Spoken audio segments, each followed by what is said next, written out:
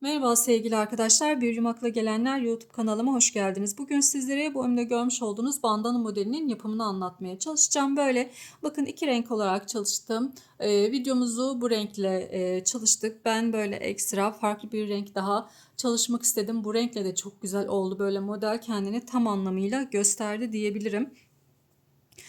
Bandanalarımızı sadece hani saç aksesuarı olarak değil de böyle bu sene oldukça yaygın pantolonlarınızın üzerleri de böyle çapraz bir şekilde yan kısımda çapraz bir şekilde kullanabilirsiniz. Sadece bu bağcıklarını birazcık daha uzun tutmanız gerekiyor. Bunun için hani birazcık daha da boyunu ebatını da değiştirmek isterseniz, büyütmek isterseniz yine büyütebilirsiniz. Bu boy bandana için ideal ama pantolon kenarı için de kullanılabilecek bir ölçü olduğunu düşünüyorum arkadaşlar. Benim ölçülerim şöyle, ölçülerimi vereyim. Şu kısım, şu düz kısım 49 santim. Şu orta kısım, yani şu uzun kısma kadar şöyle göstereyim. Bakın şuradaki en uzun kısma kadar da şu ortadan 27 santimlik bir ölçümüz var. Tam yetişkin saç aksesuarı bandana olarak ideal bir ölçüdür. Kullanmış olduğum malzemem 330 metrelik bir koton ip kullandım. Bunu merserize iplerle de yapabilirsiniz. Böyle ince iplerle çok daha güzel duracaktır. Bu kullandığım iple de gayet güzel durdu. Ama mesela hani pantolon kenarında kullanacaksınız. O merserize ipler böyle dantel gibi görünecektir ve çok şık olacaktır. Kesinlikle tavsiye ederim. Eğer elinizde varsa onları kullanabilirsiniz. Akrilik ipleri çok önermiyorum arkadaşlar. Çünkü hani bunu başta kullanacağımız için hem tüylenme olur hem de yazın yakar. O yüzden koton ipleri, bambu ipleri ve merserize ipleri tercih etmenizi öneririm. Evet, yarım yumak ip kullandım. 330 metrenin yarımını kullandım. Yani bir adetinden iki tane çıkarabilirsiniz. Tığım da 2,5 milimlik bir tığ arkadaşlar. Evet, modelim bu şekilde, malzemelerim de bu şekilde. Şimdi isterseniz modelimizin yapımına geçelim. Geçmeden önce küçük bir hatırlatma yapmak isterim. Kanalıma abone olmayı, bildirimleri açmayı ve yorumlarınıza da destek olmayı unutmayın. Hepinize kolay gelsin. Evet, modelimizin yapımına başlıyoruz. Öncelikle bir sihirli halka ile başlayacağız arkadaşlar. Tığımı alıyorum. Evet, şimdi burada 6 tane zincir çekeceğim. 1, 2, 3, 4, 5 ve 6 tane zincirimi çektim. İpimi doluyorum. 2 kere doluyorum. Bu örgümüz boyunca hep tığımıza ipimizi 2 kere dolayacağız ve üçlü trabzanlar yapacağız. Yani hani video içerisinde bazen dilim sürçebilir, trabzan diyebilirim. Benim o trabzanım aslında üçlü trabzandır arkadaşlar. Bunu baştan belirteyim. Ve her zaman tığımıza da 2 kere doluyoruz. Şimdi doladım. Halkamın içerisine batıyorum. Şimdi bu üçlü trabzanı nasıl yapıyoruz? Bakın öncelikle şu iki taneyi çıkarıyorum. Daha sonrasında bu iki taneyi çıkarıyorum. Ve daha sonrasında da bu iki taneyi çıkarıyorum. Şimdi 4 tane zincir çekiyorum. 1, 2, 3, 4 zincir. Tekrar 2 kere doluyorum. Halkamın içerisine batıyorum. 2 taneyi bir çıkarıyorum. 2 taneyi bir çıkarıyorum. Ve yine 2 taneyi bir çıkarıyorum. 2 zincir çekiyorum bu sefer. Tekrar 2 kere doluyorum. Yine halkamın içerisine bakın 2 taneyi bir çıkardım. 2 taneyi bir çıkardım ve 2 taneyi bir çıkardım. Yani 3 kere de tığımızdan bu ilmeklerimizi boşaltmış oluyoruz. Şimdi 4 tane zincir çekiyorum. 2, 3, 4. Bakın 4 çekmiştik. 2 çektik. Şimdi 4 tane çekiyorum. 3 tane çekmişim. Tekrar 1, 2, 3 ve 4. Yine 2 kere doluyorum. Aynı noktaya tekrar batıyorum. Ve 3 kere de çıkarıyorum. 2 kere zincir çektim. Ve yine boşluğa tığıma 2 kere doluyorum tabii ki. Ve boşluğa bu şekilde batıyorum. Burada 1, 2, 3, 4 ve 5 tane boşluğumuz olacak arkadaşlar. Şimdi sihirli halkamızın ipini çektim. Döndürüyorum.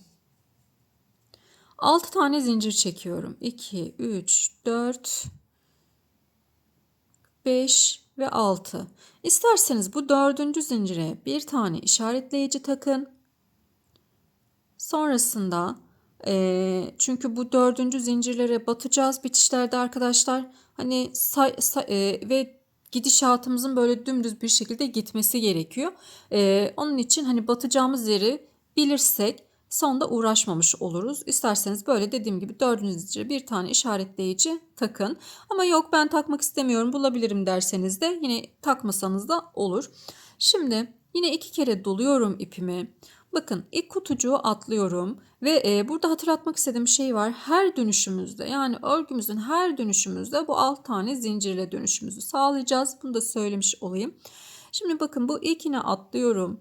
İkinci yuvama yani şu 4 tane zincir çekmiş olduğumuz yere 7 tane trabzan yapacağız. Biz örgümüz boyunca, bandanamız boyunca nerede 4 tane zincir çekilen bir yuva görürsek oraya her zaman 7 tane üçlü trabzan yapacağız arkadaşlar. Bunu da unutmayalım. Bakın 2 kere doluyorum. 1 2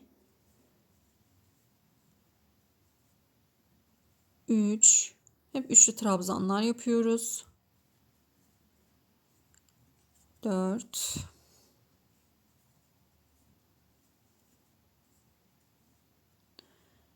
5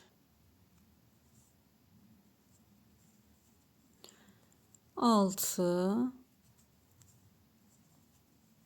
ve 7. Evet, 7 tane trabzanımızı yaptık. Şimdi orta noktamız bu kısım arkadaşlar. Şöyle 2 tane zincir çekiyorum. Hep şu orta noktada artırmalarımız olacak yukarıya doğru. Bu halkamın içerisine, boşluğun içerisine üçlü trabzan yapıyorum bir tane.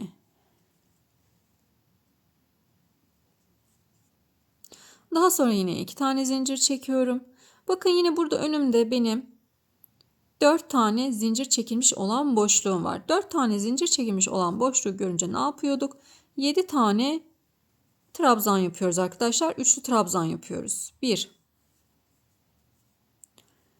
2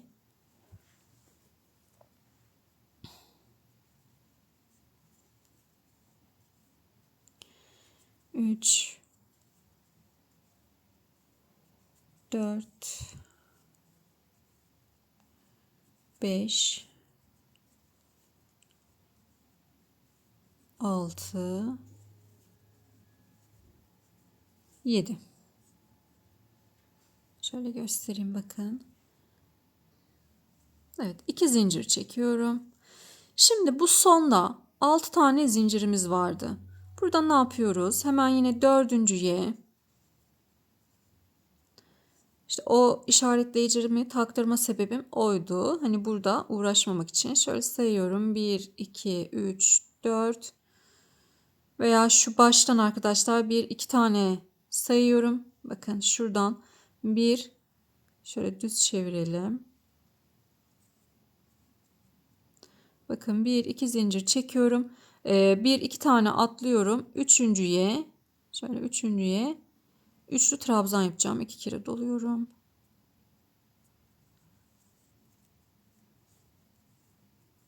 Evet burada 2 tane atladım. Üçüncüye üçlü trabzan yaptım. Şimdi döndürüyorum. 6 tane zincir çekeceğim. 1, 2, 3, 4 zincir çektim. İşaretleyicimi takıyorum. Ben takıyorum. Siz takmasanız da olur arkadaşlar. Benim için böyle daha kolay. 4, 5 ve 6 tane zincir çektim. İpimi 2 kere doluyorum. Şimdi bu boşluğa bakın önümdeki boşluğa şimdi bu sırada artırma yapacağız. Hem başta artırma yapacağız hem sonda artırma yapacağız hem de ortada artırma yapacağız. Şimdi ipimi doladım 2 kere buradaki boşluğa batıyorum. Üçlü trabzan yapıyorum. Şimdi burası bakın 1-2 zincirlik arada 2 zincirlik olan kısım oldu. Şimdi 4 tane zincir çekiyorum. 2, 3, 4. Yani 7 tane trabzan yapacak olduğumuz boşluğu ayarlamış oluyoruz. 7 tane zincirimi çektim. Tekrar aynı boşluğa üçlü trabzan yapıyorum. Bakın burası 2 zincirlik boşluk kısmım. Burası da 4 zincirlik boşluk kısım oldu. Şimdi ipimi doladım. 2 tane zincir çekiyorum. Üçlü trabzan yapacağız yine. Şimdi burada 7 tane trabzanım karşılıyor beni. 1, 2 taneye atlıyorum. Üçüncü trabzanıma üçlü trabzan yapıyorum. 2 kere doluyorum. Yanındakine üçlü trabzan yapıyorum. Ve yine yanındakine de üçlü trabzanımızı yapıyoruz. Şimdi 1, 2 zincir çekiyorum. Şimdi burada tam bu orta noktamız, dediğim gibi hani burada bir tane üçlü trabzan yapmıştık altta. Bu orta noktalarda artırmalar yapacağız arkadaşlar. Bizim orta noktamız her zaman artırma kısmımız olacak. Şimdi ipimi 2 kere doladım.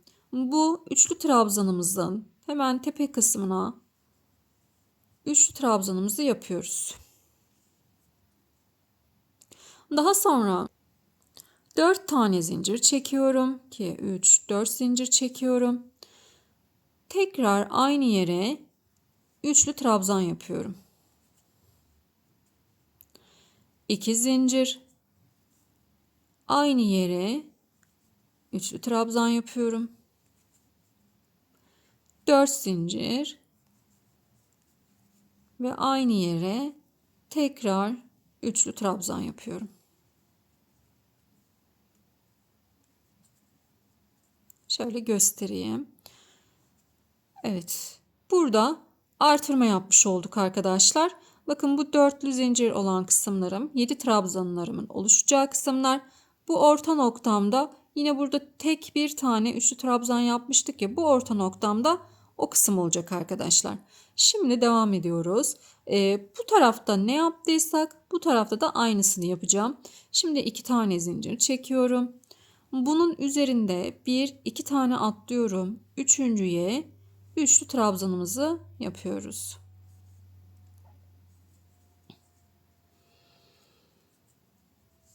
Yanındakine de üçlü trabzan yapıyorum. Ve yine yanındakine de üçlü trabzan yapıyorum. Şimdi bakalım burada ne yaptık? 2 tane zincir çekiyorum. İpime doluyorum. Şu boşluğun içerisine, şu sondaki boşluğumuzun içerisine üçlü trabzan yapıyorum. Bakın. Burada da yine aynısını yapmıştık. 4 tane zincir çekiyorum. Tekrar aynı boşluğa üçlü trabzan yapıyorum. Bakın aynısı 4 zincirim. Burada da yine aynı. Ve sonunda da 2 tane zincir çekeceğim. 1, 2 zincir çekeceğim. Şu işaretleyicimi takmış olduğum yere trabzan yapacağım arkadaşlar. Bakın bu şekilde daha kolay oluyor. Hemen batıyoruz. Hiç aramakla uğraşmıyorum. Bunu da buradan çıkarıyorum. Ve burada üçlü trabzanımı yapıyorum. Hem de burasının dümdüz bir şekilde yukarı doğru ilerlemesini sağlamış oluyorum arkadaşlar. Döndürüyorum. 6 tane zincir çekeceğim ama önce 1, 2, 3, 4 zincirimi çektim.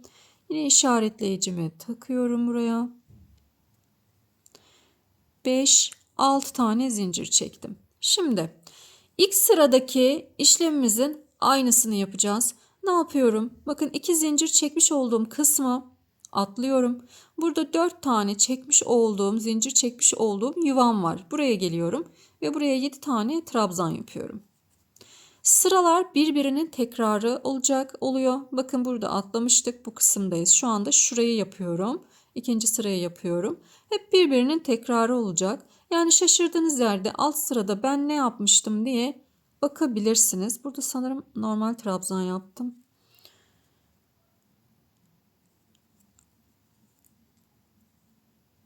Yedi tane trabzan yapalım buraya arkadaşlar.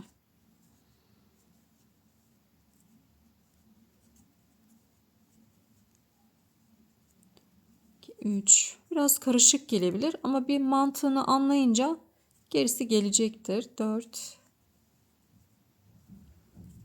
5, 6 ve 7.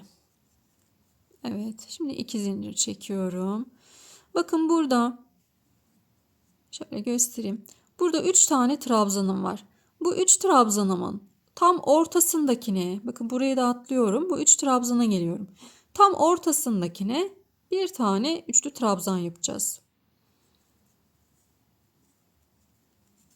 Burası artarken burası eksilmiş oluyor arkadaşlar. Bakın burası artıyor.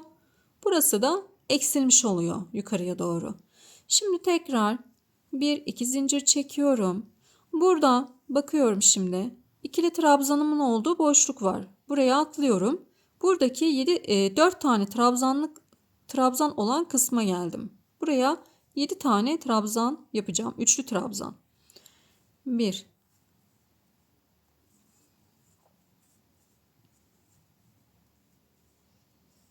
2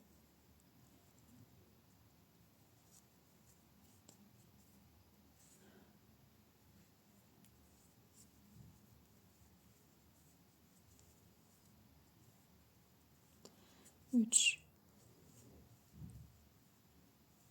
4 5 6 7. Evet, 2 zincir çekiyorum. Şimdi burası bizim neremizde? Bandanamızın orta kısmıydı. Orta kısmında ilerleyen kısım. Burada şu 2 zincirlik olan kısma trabzan yapıyorum. Üçlü trabzan yapıyorum. 2 zincir çektim. Ve yine bizi 4 zincirlik yuva karşılıyor. Buraya da yine 7 tane trabzan yapıyorum.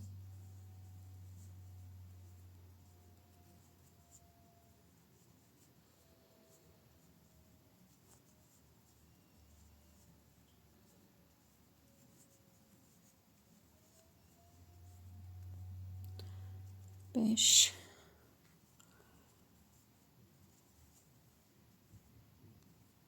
6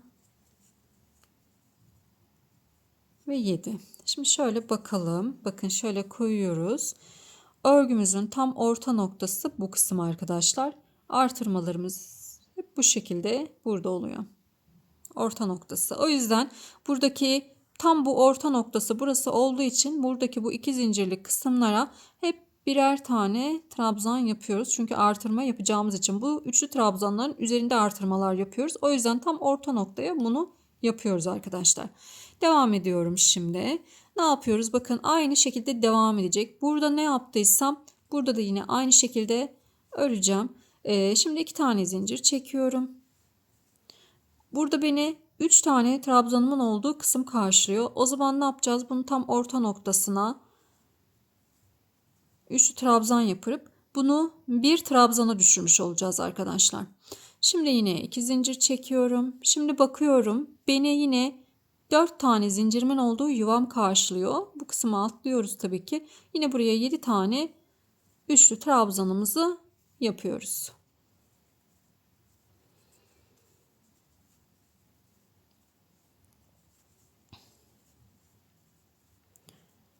4 5 6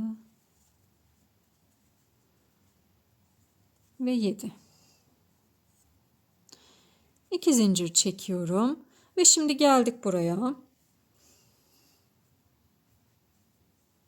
Sonda bakıyorum. Bakın ilk başlarken 2 zincir çekmiştik ve o şekilde trabzanlarımızı yapmıştık. O zaman ne yapacağım? 2 zincir çektim ve ben burada şu işaretleyicimi takmış olduğum ilmeğime trabzanımı yapıyorum. Yani eğer işareti takmadıysanız arkadaşlar buradan 1-2 tane atlıyorsunuz ve üçüncüye takmış oluyorsunuz. Üçlü trabzanımızı yapmış oluyoruz buraya. Şöyle. Evet. Döndürüyorum. 6 tane zincir çekeceğim. 1, 2, 3, 4 zincir çektim. İşaretleyicimi taktım. 4, 5, 6. Evet. Şimdi yine bu sırada artırma yapacağız arkadaşlar. Bakın artırma sıralarımız nasıl oluyor? 7 trabzan yaptık. 2 zincirle sonuna geldik. Döndürüyorum. Ben burada 7 tane trabzanımı gördüğüm zaman dönüşlerde demek ki ben artırma sıramdayım. Bunu anlayacaksınız. O zaman ne yapıyoruz? Şuradaki boşluğa artırma yapıyoruz. Hani bir başta, bir sonda ve bir ortada artırmalarımız olacak. O yüzden dediğim gibi döndüğümde bu 7 tane trabzanımı görüyorsanız ben bu sırada artırma yapacağım demektir bu. Şimdi ipimi 2 kere doluyorum. Batıyorum. Üçlü trabzanımı yapıyorum. Bu benim bakın işaretleyiciden sonra 1-2 tane zincirimin olduğu kısım. O zaman ne yapacağım? 4 tane zincir çekeceğim. Ve dörtlü kısmı hazırlayacağım. Yine üçlü trabzan yapıyorum. 2 tane zincir çekiyorum. 7 tane trabzanımız var. Ne yapıyorduk? Bunu 3'e düşürmemiz gerekiyor arkadaşlar. Çünkü azaltmaya gideceğiz. Artırdık, azaltacağız. O zaman 1-2 tane atlıyorum. 3. ilmeğimi üçlü trabzan yapacağım. Ben bazen unutuyorum 2 kere dolamayı. Evet. 3 tane yan yana üçlü trabzanımızı yapıyoruz.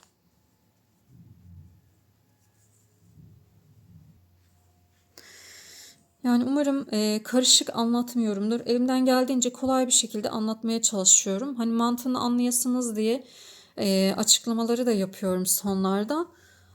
Yani karışık görünebilir ama kolay bir örnek. Dikkatli takip ettiğinizde çok net anlayacaksınız. Şimdi 3 tane üçlü trabzanımızı yaptık. Şimdi bakıyorum. Beni burada bir tane tek trabzanım karşılıyor. Bu tek trabzanlarımızın üzerlerinde artırmalar yapacağız.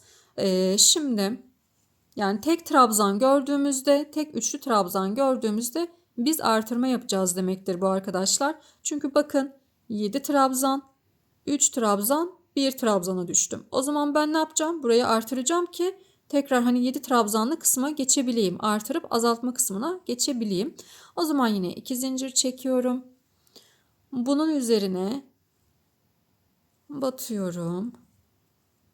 Üçlü trabzanla. Burada ne var? 7 tane trabzanım var. O zaman ben 7 tane trabzanım olacak şekilde 7 tane trabzanım olacak şekilde zemin hazırlamam lazım. Bunun için de 4 tane zincir çekmem gerekiyor. Çünkü 7 trabzanlar 4 trabzanın içinde oluyor arkadaşlar. Evet. Evet, artırma kısmımızı hazırladık. Şimdi ne yapıyorum? 2 zincir çektim. Burada 7 trabzanım var. Benim burayı 3'e düşürmem lazım. Eksiltmem lazım. Bir yerde artırma yaparken bir yerde eksiltmem gerekiyor. 1-2 tane atlıyorum. 3. ilmeğime üçlü trabzanımı yapıyorum. Burada 3 tane üçlü trabzanım olacak. Eksiltmeye gittik.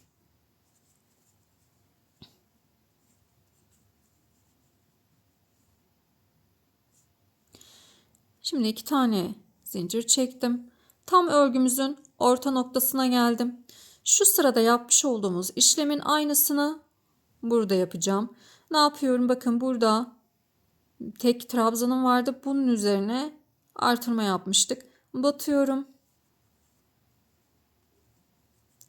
4 tane zincir çekiyorum. Tekrar batıyorum. 2 zincir. Şu ortadaki kısımdayız şu anda. Şunu yapıyorum. 2 zincir. Aynı yere tekrar batıyorum. 4 zincir. Bakın şunu hazırlıyorum şimdi. Şu yuvayı 4 zincir ve aynı yere tekrar üçlü trabzan yapıyorum. Bakın orta noktada bu tarafında da 7 trabzanım var. Bu tarafında da 7 trabzanım var.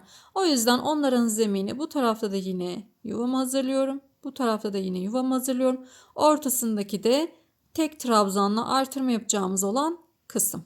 Şimdi devam ediyorum. Ne yaptım? 2 tane zincir çekiyorum yine. Burada 7 trabzanım var. Bunu 3'e düşürmem gerekiyor.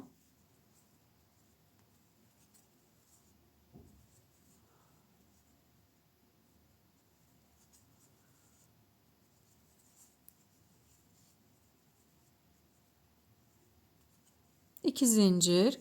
Bakıyorum. Tek trabzan. O zaman burada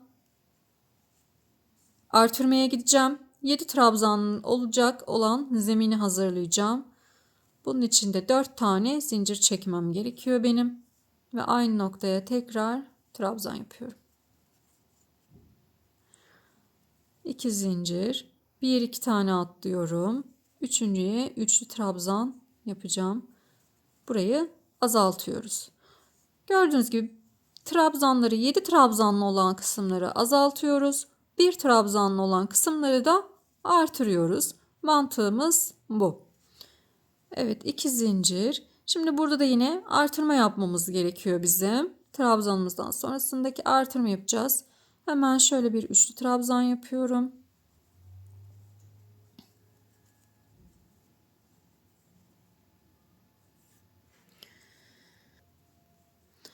Dört tane zincir çekiyorum.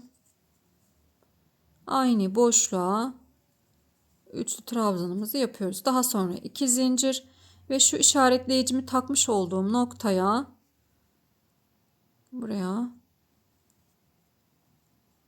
2 kere dolamayı unutmayın arkadaşlar. Ben sürekli tek doluyorum. İşaretleyicimi de çıkarıyorum buradan. Ve burada bir üçlü trabzan yapmış oldum. Evet, döndüm. Yine 6 tane zincir çekiyorum. 2, 3, 4 tane çektim. İşaretleyicimi de buraya takıyorum. 5, 6. Evet, şimdi bakıyorum. Beni buradaki üçgen kısım karşılıyor. O zaman bu üçgen kısım, yani 4 tane zincirimin olduğu kısım karşılıyor. Buraya ne yapmamız gerekiyor? 7 tane üçlü trabzan yapmamız gerekiyor. Yapalım.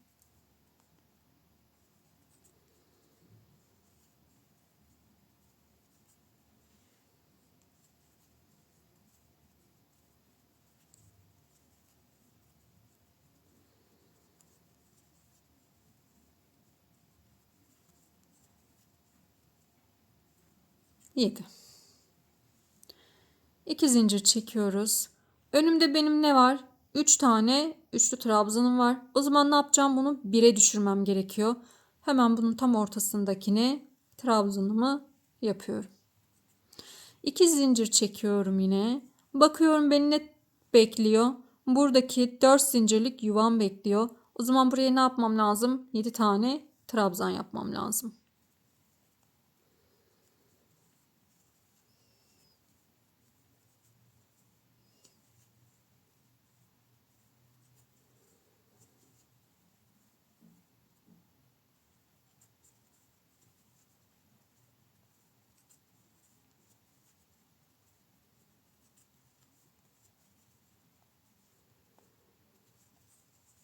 İki zincir. Geçişler hep 2 zincirle. Bakıyorum beni ne takip ediyor? 3 tane üçlü trabzanım. O zaman benim burayı bir taneye düşürmem gerekiyor. 2 zincir. Evet. Önümde ne var? 4 tane zincir çekmiş olduğum yuvam var. O zaman buraya 7 tane trabzan yapmam gerekiyor.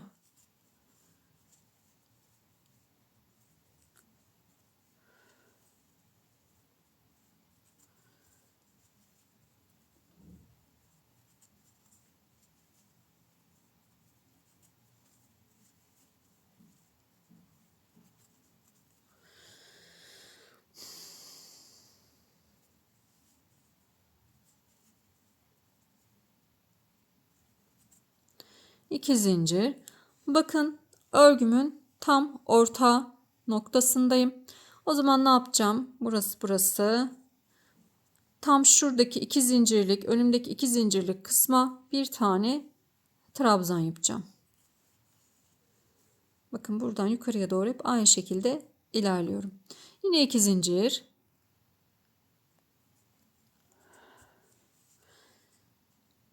Dört tane zincirimin olduğu kısım var. Buraya 7 tane trabzan yapacağım.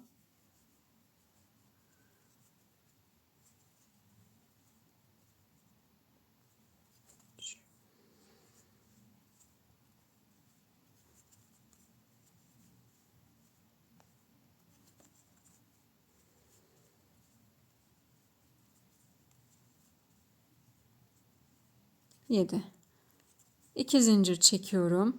Evet, beni ne takip ediyor? 3 tane trabzanımın olduğu kısım takip ediyor. Burayı 1'e düşürüyorum. Yine 2 zincir. Buraya 7 tane trabzan yapıyorum.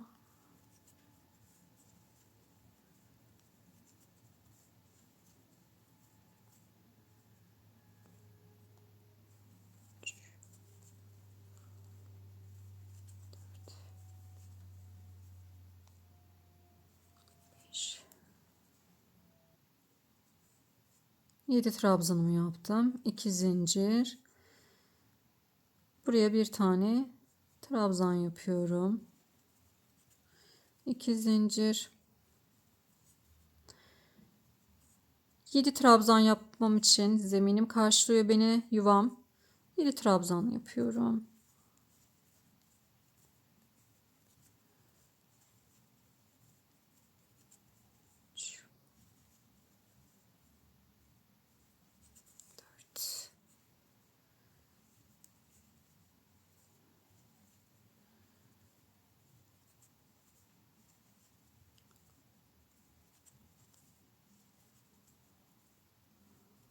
Evet, 7. 2 zincir çekiyorum ve burada işaretleyicimin olduğu kısma trabzan yapıyorum. Üçlü trabzan.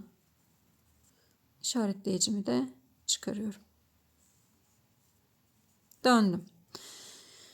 Şimdi ne yapıyoruz? Burada ne gördüm önümde? 7 tane trabzanımın olduğu kısmı gördüm. O zaman ne yapmam gerekiyor? Benim burada artırma yapmam gerekiyor. O zaman 6 tane zincir çekiyoruz yine. 2, 3, 4. 4 tane zincirden sonra sabitleyicimi takıyorum. İşaretleyicimi. 4, 5, 6. Bu boşluğa, buradaki boşluğa trabzan yapıyorum. Bu 2 zincirlik olan yuvam 1, 2, 3, 4 zincir çekiyorum ve aynı boşluğa tekrar trabzan yaptım. Şimdi 2 zincir çektim. Ne görüyorum? 7 trabzan görüyorum. Bunu 3'e düşürmem lazım. Artık eksiltmeye gidiyorum. 1, 2 tane atlıyorum. Üçüncüye üçlü trabzan yapıyorum.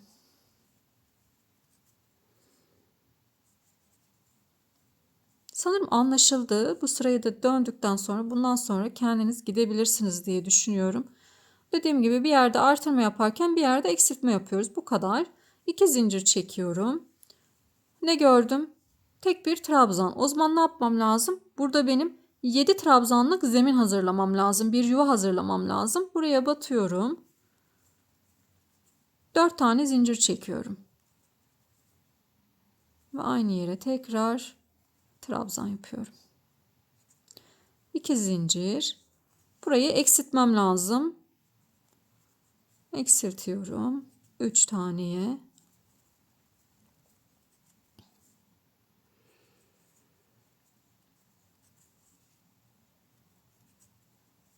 Evet, burada 7 trabzanlık zemin hazırlıyorum. Bunun için de 4 tane zincir çekmem gerek. Ve aynı yere tekrar trabzan yaptım. 2 zincir. Burayı azaltıyorum. 3 taneyi düşüreceğim.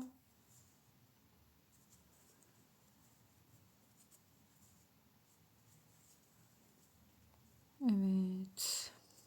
Bakıyorum örgümün tam orta noktasındayım. 2 zincir çekiyorum. Demek ki burada tam orta noktasındayım. Burada hem bu taraflık hem de bu taraflık artırma yapmam gerekiyor. Yani artırma derken 7 trabzanlık zemin hazırlamam lazım. Bu orta noktamda. Buralardan sadece bir tane 7 trabzanlık zemin hazırlıyoruz. Burada 2 tane hazırlıyoruz arkadaşlar ortada. Şimdi o zaman ne yapıyorum? Batıyorum. 4 tane zincir çekiyorum. Aynı yere batıyorum. Bu birinci 7 trabzanlık zeminim. 2 zincir. Bunu da buraya batıyorum. Bu da ortadaki tek trabzanımı yapmak istediğim zemin. 1, 2, 2, 3, 4 zincir. Bu da ikinci 7 trabzanlık zeminim. Yuvam.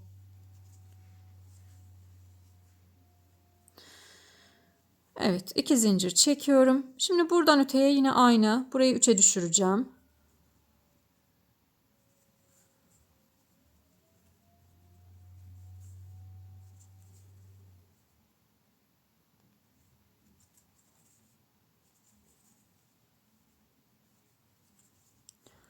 2 zincir çekiyorum. Burada zemin hazırlayacağım. 1 2 3 4 zincir.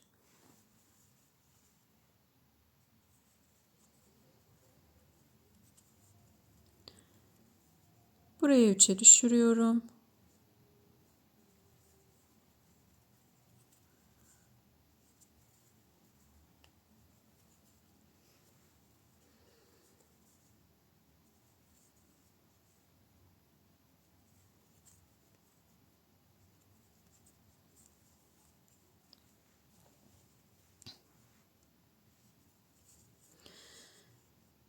Burada zemin hazırlıyorum.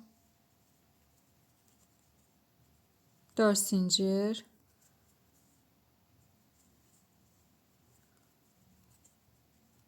2 zincir geçişlerde buraya da 3'e düşürüyorum.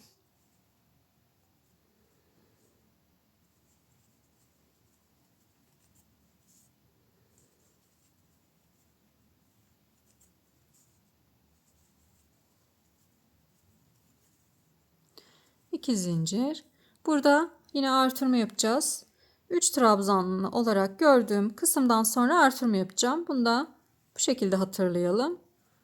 Yapıyorum. 4 tane zincir çekiyorum. Aynı noktaya tekrar batıyorum. 2 zincir ve şu işaretleyicimin olmuş olduğu yere trabzanımı yapıyorum arkadaşlar. Bunu da buradan çıkaralım. Döndürdüm. Ne yapıyorum? 6 zincir, 3 4, 4. zincirden sonra yine işaretleyicimi taktım. 5 6. Evet, ne yapıyoruz? Buraya 7 tane trabzan yapıyoruz. Üçlü trabzan. Şimdi şöyle bir bakalım arkadaşlar. Şöyle bir genel haline. Evet. Bakın aynı şekilde devam edecek. Buraya 7 tane trabzan yapacağım. Bu 3 taneyi tek trabzana düşürüyorum. Burası 4 zincirlik kısmım 7 trabzan. Burayı teke düşürüyorum, tek trabzan. 7 trabzan, tek trabzan, 7 trabzan, 2 zincir çekiyorum. Burada artırma yapacağım yerin trabzanını yapıyorum ve 7 trabzan. Yine aynı şekilde devam ediyorum arkadaşlar. Üst sırada da yine bu üçgen yuva kısımlar 7 trabzan olacak. Bu kısımlara da yuvalar oluşturacağız. Yani şu tek trabzanlı olan kısımları yapacağız bu sıralarda. Tek trabzana düşünce yuva oluşturuyoruz. Bakın tek trabzana düşünce yuva oluşturuyoruz. Tek trabzan düşünce yuvalar oluşturuyoruz.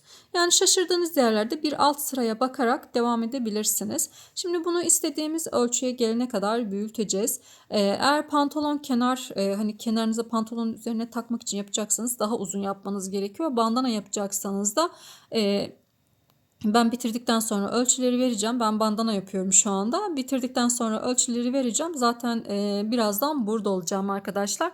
Şimdi yapalım, bitirelim, gelelim. Arkadaşlar ben bandanamı tamamladım. Kenar oyası kısmı kaldı. Kenar oyasını da beraber yapacağız. Şimdi şu orta kısmı sayalım. Kaç sıra yapmış olduğumu sizlerle paylaşayım. Şu orta kısımdaki bakın şu artırma olan kısım. 1, 2, 3, 4, 5, 6, 7 tane yaptım.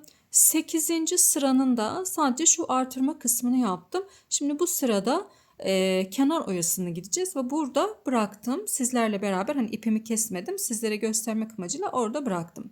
Şimdi ölçülerimizden bahsetmek istiyorum. Şu iki kenar, şu düz kısmın iki kenar buradan bu kısma kadar 49 santim. Yukarıya doğru da 27 santim arkadaşlar. Yani şu kısım, şu uzun kısım, orta kısımla başlangıç kısmımız arası, şöyle göstereyim. Bakın şu başlangıç kısmında şu uzun kısım arası 27 santim. Buradaki buradan buraya kadar da 49 santim. Ölçülerimiz bu şekilde. Evet, şimdi kenar oyasına gideceğiz. Kenar oyası için bakın bu artırma yeri bu kısımda olunca, yani bu kısımda bıraktığımızda düz tarafındayız. Örgümüzün düz tarafındayız. Şimdi kenar oyası kısmını Şurada ipim burada.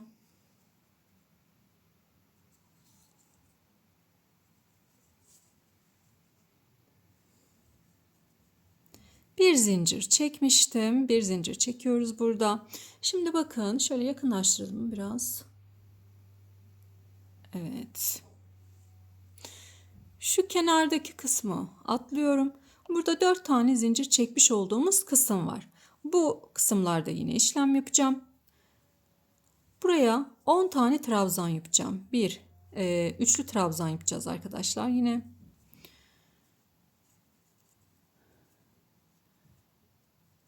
Evet. 1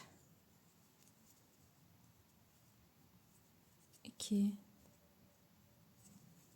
üçlü trabzan yapıyoruz. 2 kere doluyoruz. 3 4 5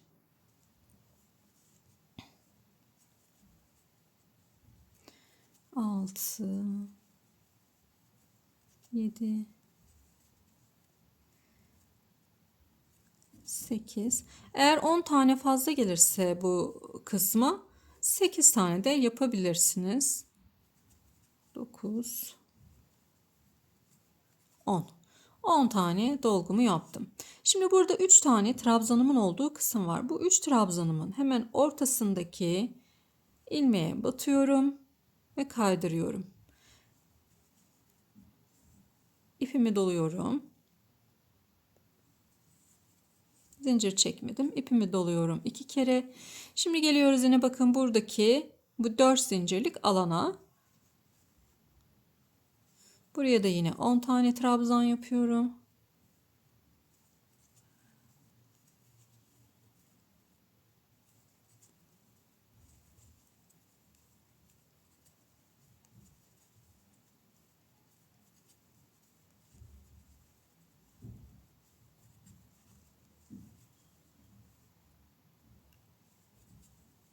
Altı,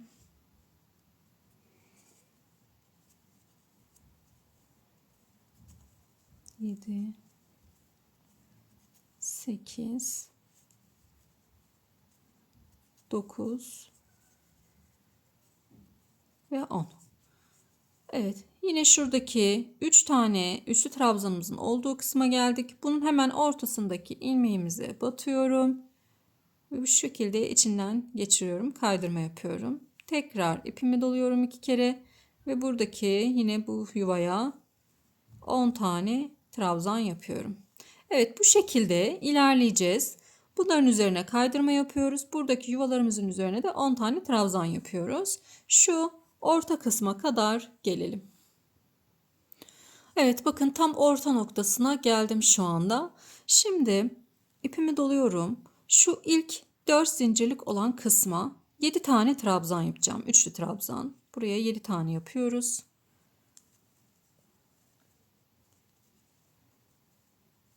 2 3 4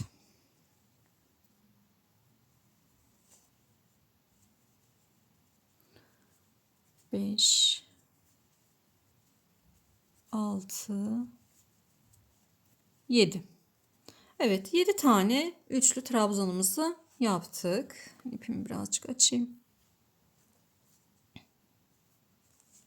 Şimdi şu ortadaki 2 zincirlik kısma geldik. İpimi 2 kere doluyorum.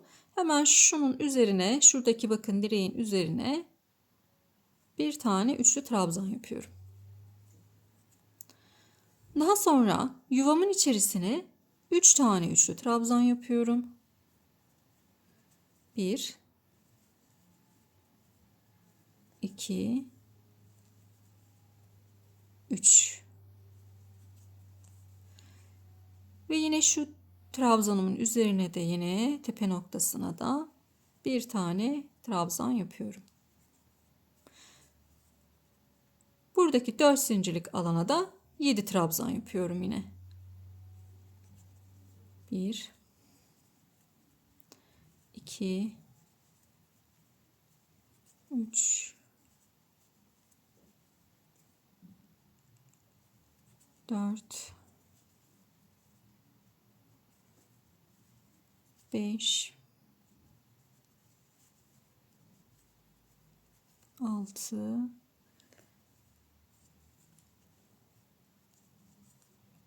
ve 7. Evet. Şimdi buradaki 3 tane trabzanın orta noktasındakiyle kapatıyorum. Evet, orta noktamızı da bu şekilde yaptık. Şimdi yine her bir yuvama 10 tane üçlü trabzan olacak şekilde başlangıç bitiş noktasına kadar geliyoruz artık. Yani şuraya kadar gelelim.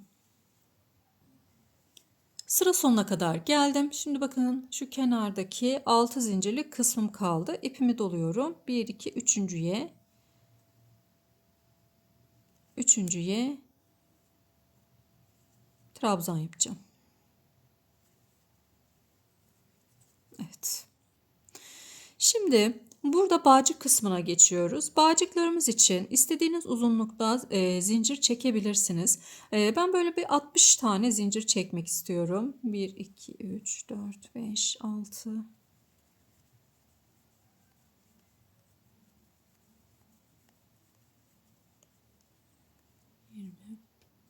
Evet, 60 tane zincirimi çektim. Şöyle zincirimi de bir ölçeyim sizler için kaç santim. 23 santimlik bir zincir çektim. Dediğim gibi eğer bu bağcık kısmını siz daha uzun istiyorsanız eğer bunu birazcık daha uzatabilirsiniz. Tamamen sizin kendi tercihinize göre. Şöyle bir tane daha zincir çekiyorum ve üzerine kaydırmayla gideceğiz arkadaşlar. Her bir zincirime batıyorum. Bakın battım, ip dolamadım. Şöyle içinden çıkarıyorum. Yanındakine batıyorum. İçinden çıkarıyorum. Yanındakine batıyorum. İçinden çıkarıyorum. Her bir zincirime bunu yapıyorum.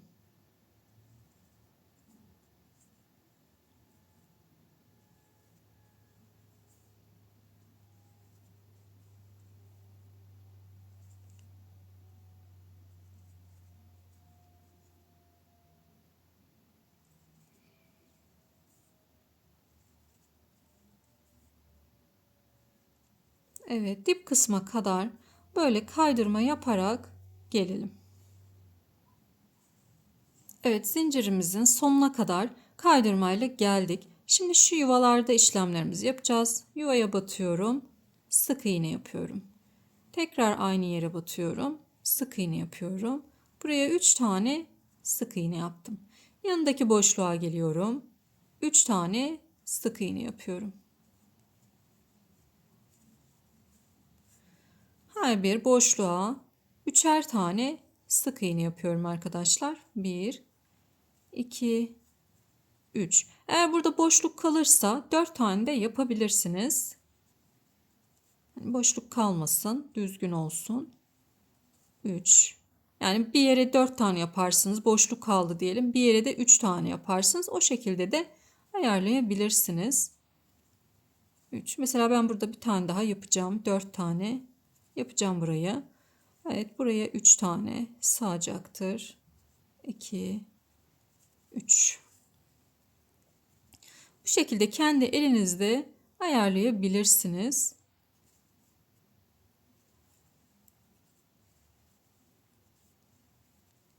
Diğer kenara kadar böyle her birini 3'er tane doldurarak ilerleyeceğim. Mesela buraya ben bir tane daha yapayım.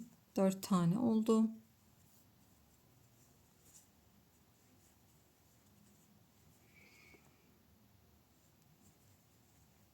İki, 3.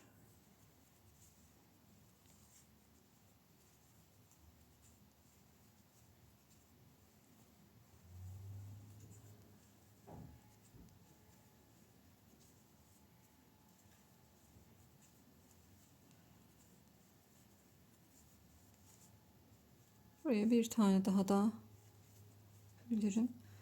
Bakın ayarlıyorum onu elimde. Kendim örgüme göre şekillendiriyorum. Ama tabii ki ard arda 4'er tane yapmayın. 3'er tane boşluk aralarda yapabilirsiniz. Evet, şu ortayı göstermek istedim size. O yüzden devam ettim. Tam şu anda orta noktamdayım. Evet, tam şu ortaya bir tane sık iğne yapıyorum ve devam ediyorum.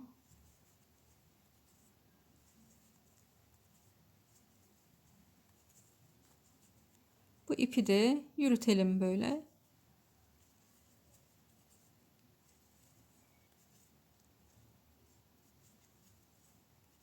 Evet. Şimdi burayı da yapalım. En son buraya kadar gelelim. Evet, sıra sonuna kadar geldim. Şimdi şuradaki ilk trabzanumun tepesine de yine bir tane yapıyorum. Şimdi burada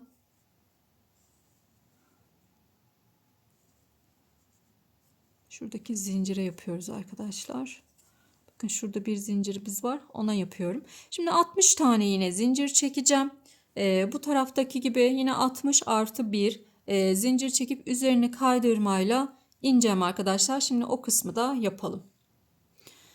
Dip kısma kadar geldim. Hemen bakın burada birleştirmiş olduğumuz yer var. Hemen orayla tekrar oraya batıyorum ve kaydırıyorum. Şöyle de bir zincir çekip ipimi keseceğim arkadaşlar. Böylelikle bandanamızı da hazırlamış olduk. Şimdi bunu arka kısımda yürütelim. Şöyle ilmeklerin aralarında yürüteceğiz.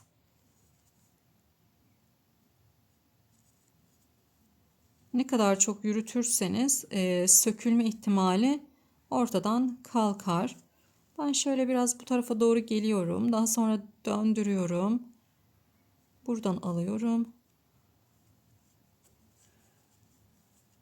Tekrar arka tarafa doğru, diğer tarafa doğru yapınca bu sefer hani düğüm gibi olmuş oluyor ve hiçbir şekilde sökülme ihtimali olmuyor arkadaşlar.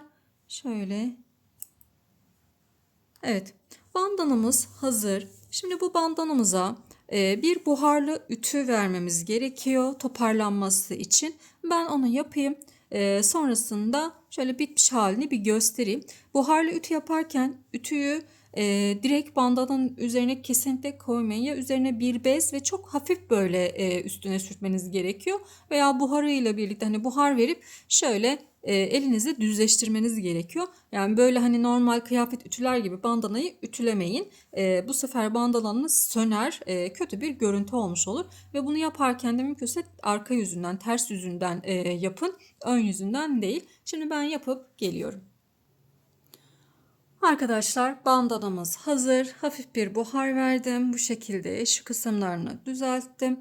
Ve son haliyle geldik. Ben bu bandananın aynı zamanda şöyle farklı bir rengini daha ördüm. Bakın bu şekilde. Bu da çok güzel oldu. Bu rengi de çok güzel oldu. Şöyle üstüne koyalım. Böyle rengarenk bandanalar yapabilirsiniz. Bu bandanaları pantolonlarınızın kenarlarında böyle çapraz bir şekilde asıp bağcıklarını hani birazcık daha eğer pantolon kenarında kullanacaksınız bağcık kısımlarını birazcık daha uzatmanız gerekiyor arkadaşlar. Yani 60 değil de 80-90 gibi yapabilirsiniz. Böyle o bağcıkları kemer kısımlarından geçirip böyle çapraz bir şekilde pantolonunuza takarak yazın harika aksesuarlar yapabilirsiniz. Kullanım amacı çok çeşitli. İstediğiniz şekilde değerlendirebilirsiniz. Eğer bandana olarak yapacaksınız bu boylar ideal ölçüdür. Çocuk için yapacaksanız bir iki sıra eksiltmeniz gerekiyor. Çocuk için çünkü kafaya büyük gelir arkadaşlar. O yüzden bu hani eksiltmeleri siz kendinize göre yapabilirsiniz. İstediğiniz şekilde değerlendirebilirsiniz. Umarım kolaylıkla yapabilirsiniz. Anlatımımdan faydalanarak elimden geldiğince en kolay şekilde anlatmaya çalıştım. Yapacak olan herkese kolay gelsin. İzlediğiniz için teşekkür ediyorum. Kanalıma abone olmayı, bildirimleri açmayı ve yorumlarınıza da destek olmayı unutmayın. Hepinize sağlıklı günler dilerim.